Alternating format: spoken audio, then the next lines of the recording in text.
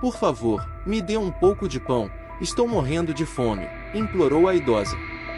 A vendedora recusou e a chamou de mendiga. Com lágrimas nos olhos ela foi embora. Mas um senhor que estava na loja viu o colar da idosa e se lembrou de algo. Algum tempo depois aconteceu algo surpreendente com ela.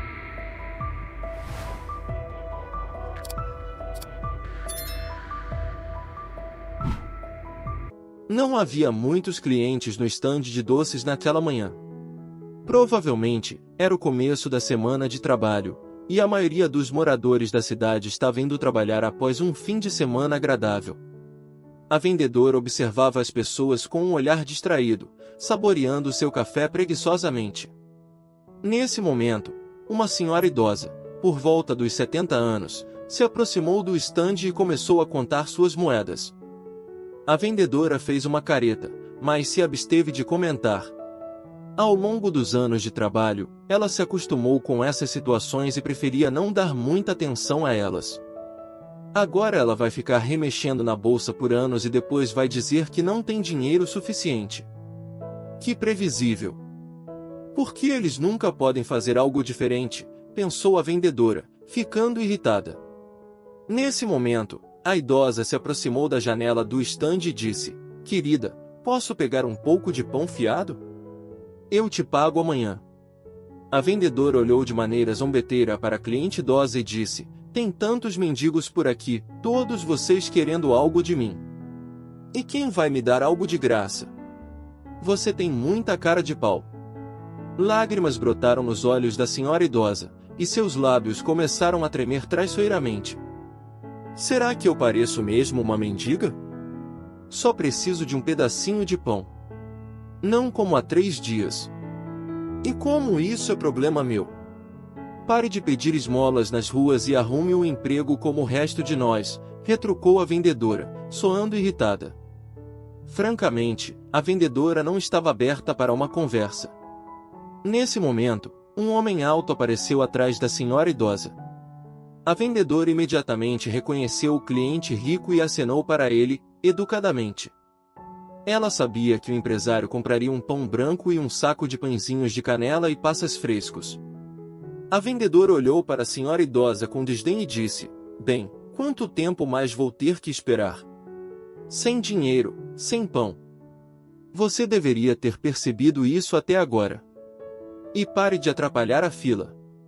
Nesse momento, o telefone do empresário começou a tocar, e ele se afastou para atender a ligação. Esse homem se chamava Heitor Hernandes, dono de uma grande empresa de transporte que prestava serviços de entrega por todo o país.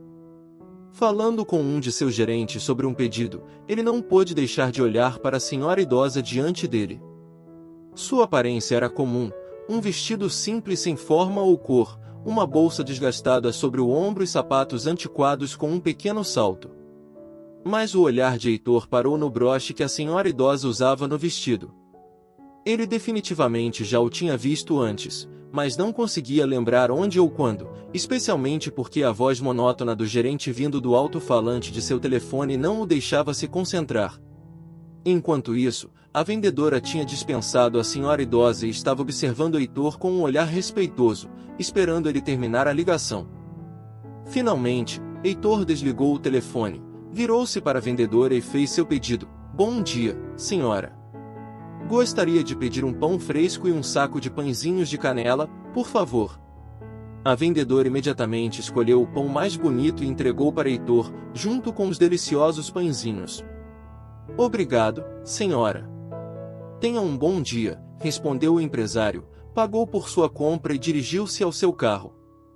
Em vez de ir para o escritório, ele decidiu voltar para casa para levar os pãezinhos frescos para sua família, sua esposa grávida, Lívia, e seus filhos gêmeos, Tadeu e Igor. Isso havia se tornado meio que uma tradição para Heitor ultimamente, uma que ele seguia fielmente, independentemente do dia da semana. Ele praticamente esqueceu todo o incidente com a senhora idosa no estande de doces, mas algumas memórias fragmentadas foram trazidas à tona pelo broche antigo no vestido da idosa. Quando Heitor voltou para casa, toda a sua família já estava acordada. Os gêmeos Tadeu e Igor tinham tomado seus banhos e estavam sentados na cozinha, esperando por suas porções de pão fresco e pasta de amendoim. Lívia estava ocupada com a cafeteira, pretendendo oferecer uma xícara de café forte e revigorante ao marido. Em breve, toda a família estava sentada à mesa, discutindo as últimas notícias. A questão era que eles não podiam fazer isso durante o jantar, porque Heitor geralmente chegava em casa muito tarde, quando sua esposa e filhos já estavam na cama. Querido, acho que você deveria tentar trabalhar menos. Você some no trabalho por dias a fio, e eu não consigo lidar com tudo sozinha, Lívia costumava dizer de vez em quando. Heitor sabia que Igor estava tendo problemas na escola e frequentemente se envolvia em brigas, e Tadeu estava indo mal em matemática, o que deixava sua mãe muito preocupada. Decidindo retomar esse tópico no café da manhã, Heitor sugeriu: e se contratássemos um tutor para ajudar o Tadeu com matemática e ensinar ao Igor um comportamento adequado na escola? Lívia pensou sobre isso, e a sugestão do marido parecia razoável, especialmente considerando que o momento do parto dela estava chegando, e em breve ela não teria muito tempo para passar com os gêmeos. No entanto, Tadeu e Igor não gostaram da ideia do pai. Eles não gostavam de estudar e preferiam jogar jogos e assistir desenhos animados. Mas onde vamos encontrar alguém que consiga lidar com nossos meninos? Eles são difíceis, você sabe disso, disse Lívia, pensativa, franzindo a testa. Heitor estava prestes a sugerir entrar em contato com uma agência de recrutamento quando ele parou no meio da frase. Ele percebeu algo, uma professora. Claro, por que não percebi isso antes? A mulher na padaria, com seu broche antigo. Era a senhora Somerset, exclamou Heitor, lutando para conter sua empolgação. Lívia olhou surpresa para o marido, e Tadeu e Igor ficaram quietos, observando ansiosamente cada movimento do pai. Heitor estava muito agitado e não conseguia ficar parado nem por um segundo. Sua mente o levou de volta ao tempo em que tinha a mesma idade que Igor e Tadeu têm agora. Naquela época, ele morava com a mãe e o padrasto, que tinha problemas com bebida e não parecia muito disposto a se recompor. Com medo da raiva do padrasto, o jovem Heitor costumava se esconder na despensa e ficar lá até os adultos pararem de discutir. Durante esse tempo, ele ia muito mal na escola, e quase um dia não passava sem que Samantha Hernandes fosse chamada para conversar com o diretor. Mas o que uma mulher exausta por problemas familiares poderia fazer, especialmente quando seu parceiro começava uma briga quase todos os dias? Foi durante esse período que Amanda Somerset veio em auxílio de Heitor. Ela lecionava matemática em sua escola naquela época. Ela pegou o aluno com dificuldade sob sua asa e começou a ajudá-lo a se recuperar. Ela fez isso por iniciativa própria e totalmente de graça.